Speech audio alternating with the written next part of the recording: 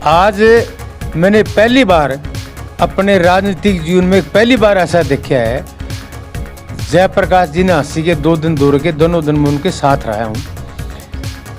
हर जाति, हर वर्ग, हर समुदाय के लोगों ने मतलब इनका समर्थन किया। मैं इसलिए नहीं, मैं कांग्रेसी हूँ और मैं कांग्रेस का प्रचार करने रहे उसकी बात कर रहा हूँ।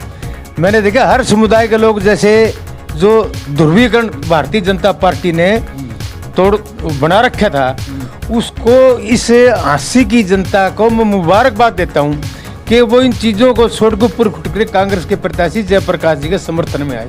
मैंने खड़े हुए सभी समुदाय के लोगों को वहाँ नाचते गाते ढोल की थाप पर जेपी ताऊ, जेपी भाई जिंदा नारे लगाते मैंने देखे। इसका मतलब सभी समुदाय। नमस्कार, चुनावी रणभूमि में आपका स्वागत है। और छठे चरण के चुनाव में मात्र 2 दिन प्रचार के बचे हैं। सभी प्रत्याशियों ने सर धड़ की बाजी लगा रही और उनके समर्थकों ने भी कमर कस ली है। आज सौभाग्यवंश हमारे साथ है हरपाल बुरा जी, वरिष्ठ कांग्रेस नेता, जो पूर्व में घिराई हल्के से प्रत्याशी भी रहे और हरियाणा मेंबर टैक्स ट्रिब्यूनल के जज भी रहे पूर्व में। आज इनसे जानेंगे कि हरियाणा के अंदर कितना एंटी इनकम्बेंसी है और खासकर हिसार की सीट बड़ी हॉट हो चुकी है और इस हॉट सीट के ऊपर कौन निकलेगा, ये बिल्कुल सच आईने की तरह बात करेंगे आपसे। सबसे पहले तो आपका हार्दिक अभिनंदन है, स्वागत है बुरा साहब। आपका भी मैं वेटरन एडवोकेट हैं और आपका पद तो मैंने बता ही दिया है। थैंक्स, उसके लिए धन्यवाद बंसल साहब। मैं आपके चैनल के सभी जो श्रोता हैं या इसको देखते हैं उन सबको मैं अपना नमस्कार कहता हूं। और आपका चैनल जो ना मुझे लगता है कि ठीक ठाक खबरें ही देते हैं, अदरवाइज बेस्ट होते हैं। चलो सर, ये हमारा सौभाग्य है, आप जैसे बुद्धिजीवी हमें सराहे। मैं सीधी सी बात करता हूँ कि बड़े यानी कि शब्दों के बड़े तीखे बाण चलाए जाते हैं जो असल में बाण से भी ज़्यादा तेज लगते हैं एक दूसरे के ऊपर। देखिए, ये मैं 33 साल से कांग्रेस पार्टी में हूँ और मैंने बहुत से चुनाव एमएलए के, एमपीज के होते हुए देखे हैं।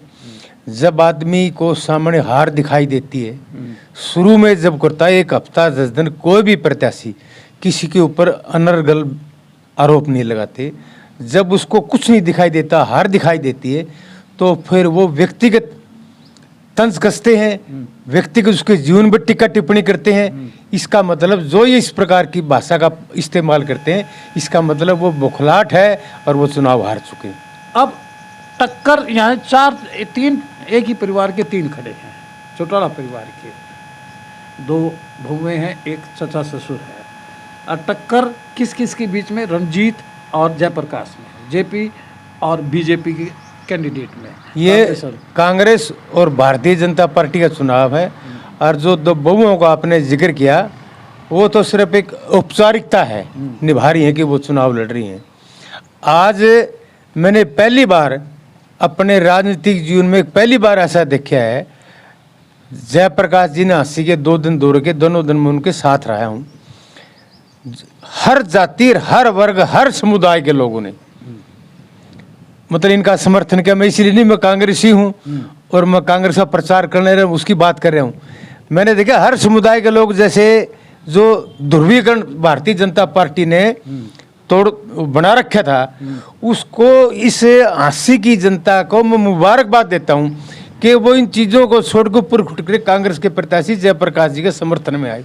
मैंने खड़े हुए सभी समुदाय के लोगों को वहाँ नाचते गाते ढोल की थाप पर जेपी ताऊ, जेपी भाई जिंदा नारे लगाते मैंने देखे। इसका मतलब सभी समुदाय। क्वेश्चन बनता है, बौखलाहट के अंदर बीजेपी है या नहीं है ये मैं नहीं जानता, लेकिन बीजेपी ने एट द निक ऑफ यानी मतदान एक ऐसा नैरेटिव छोड़ दिया कि भी इसका नामांकन ही गलत तरीके से है। इसने हाइड अप की हैं कुछ फैक्ट एंड फैक्चुअल, जो नल एंड वाइड हो गया है, वो अब वो झूठ निकला। तो ये क्या था? ये क्या है? मेरा नाम हरपाल सिंह बुरा है। अगर वो वोटर लिस्ट में हरपाल लिख रखा है तो आदमी तो वही हूँ मैं एक एफिडेविट अगर गलत भर गया। सुनो, मैंने खुद चुनाव लड़ा है और कांग्रेस के प्रत्याशी को मैंने चुनाव लड़वाया भी है।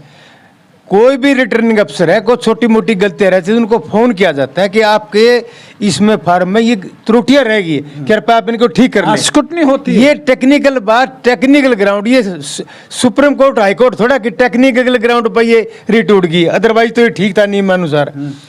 कोई चीजें नहीं छुपाई गई। पहले भी चुनाव लड़े हैं तब भी ये आरोप ऐसे लगते थे, और अब ये आरोप लगाना कि मैंने भी सुना। आपसे पूछने से पहले मैं बता दूं कि बोला ये पेट्रोल पंप के पैसे खा गया, ये उसके पेट्रोल पंप के पैसे नहीं दिए, कुछ बोला कॉलेज के यहाँ पर बोला चंदा खा गया।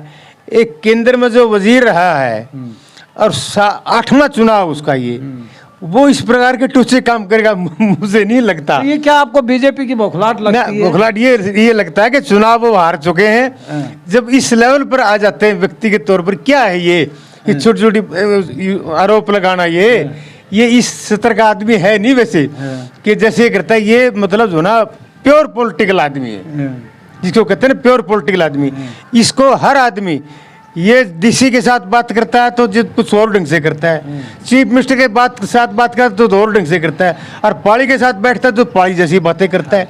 तो इसमें राजनीति का मास्टर है ये। चुनाव लड़ना और इसको प्लानिंग बनाना बड़ा सुविधा आती है। 24 घंटे में 18 घंटे तो गाड़ी में पड़ा रहे, ओड़े सोचे और ओड़े गंठा रोटी खा ले, बड़ा कोई इसका वो नहीं, साधारण जीवन नहीं।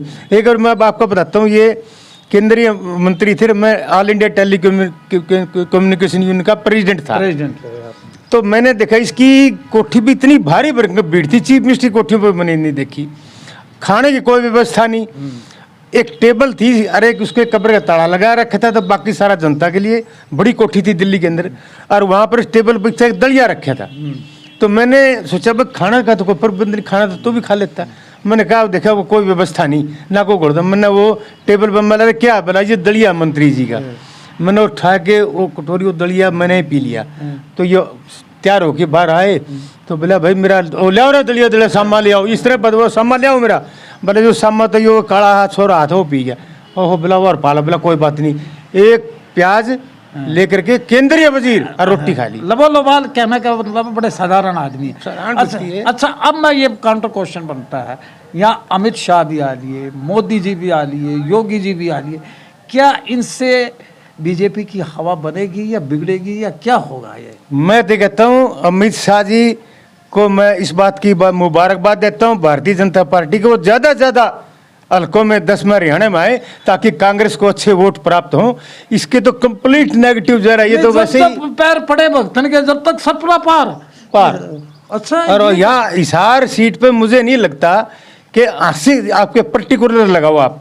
मैंने 2 दिन दौरों में उनके साथ देखा कि हर समुदाय का व्यक्ति, हर संप्रदाय का, हर समुदाय का व्यक्ति जयप्रकाश को और कांग्रेस को वोट दे रहा है। पहली बार मैंने ऐसे देखा कि चुनाव पार्टियां नहीं लड़ रही, कांग्रेस पार्टी का चुनाव जनता लड़ रही है। कितने वोटों से जीत जाएंगे जयप्रकाश जी? आप तो 2 दिन मात्र चुनाव मैं देखो अब राजनीतिक आदमी तो कहता है 2 लाख से जीते, 3 लाख से जीतेंगे। मैं मेरा ये मानना है, जो मैंने यहाँ देखा है कि ये 70 और 80 हजार के बीच में चुनाव जीजिए, लोग 2 लाख की 1.5 लाख की करें, मैंने उस 70-80 की जरूर एक्यूरेट फिगर दे दिया। अच्छा, हरियाणा के अंदर एंटी इनकम्बेंसी है बीजेपी की? अगर एंटी इनकम्बेंसी नहीं होती, आज खट्टर साहब के नाम से वोट मांगे जा रहे हैं, खट्टर साहब प्लानिंग बना रहे हैं, खट्टर साहब सब कुछ कर रहे हैं, सबको मना रहे हैं, रूठे हुए को और उनको सारी प्लानिंग खट्टर के सिर पे चल रही है। पर चीफ मिनिस्टर क्यों बदला गया? ये डम्मी है क्या? इसलिए बदला गया। डम्मी नहीं, अगर डम्मी से और कोई शब्द आपके पास पर्यावाची तो उससे भी नीचे है। अच्छा, तो ये क्यों बदला गया? इसलिए बदला गया एंटी इनकम्बेंसी, चेहरे को बदल दो। चेहरा बदलने से क्या होता है? ओबीसी वोट पोलराइज हो जाएंगे कि नायब से? अब देखो क्या है कि ये ओबीसी प्रधानमंत्री जी पहले कहते थे मैं ओबीसी से आता हूँ, अब चुनाव में आपका रिकॉर्ड काट दे रहा है ओबीसी नहीं कहते। ये तो वैसे झूठ बोले तो ओबीसी से है ही नहीं है। अगला प्रश्न ये, आप एक सीट का बता दीजिए, कितनी सीट हरियाणा में आएंगी कांग्रेस की?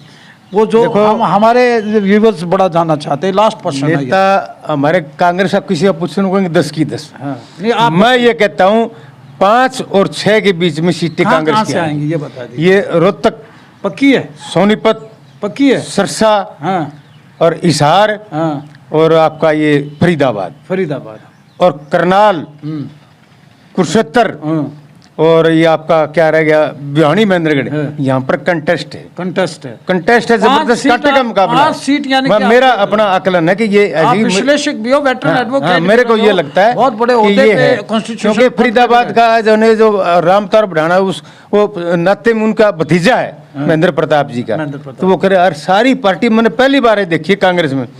कांग्रेस में मैं खुद मानता हूँ बड़ी गुटबाजी, बड़े लठ बजते थे यहाँ परोक्ष रूप से। पहली बार ऐसे देखा कि हर नेता के साथ कंप्लीट हर कांग्रेसी कार्यकर्ता उसके साथ कंधे से कंधे मिला काम कर रहा है। मैं इस बात के लिए कांग्रेस के नेताओं का और कार्यकर्ताओं का भी मैं धन्यवाद करता हूं। सर आपका भी बहुत बहुत शुक्रिया। I express my gratitude to you, such a big personality is coming on my media. हाँसी की आवाज़, ये थे हरपाल बुरा जी, जिन्होंने बिल्कुल शीशे की तरह कुछ चीज़ नहीं हाइड अप किया और 5 सीट का इन्होंने पक्का दिया है, जो हम आपको दिखाने का भी काम करेंगे।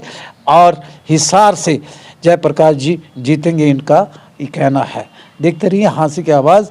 और चुनावी रण के अंदर क्या होता है, 2 दिन के बाद सीधा छठे चुनाव में हम प्रवेश करेंगे। देखते रहिए हाँसी की आवाज़। वीडियो को ज़्यादा से ज़्यादा शेयर कीजिए, हमारे पेज को फॉलो कीजिए और फिर मिलेंगे ऐसी ही पर्सनालिटी के साथ। तब तक कीजिए इंतज़ार। राजीव बंसल का प्यार भरा नमस्कार। Thank you.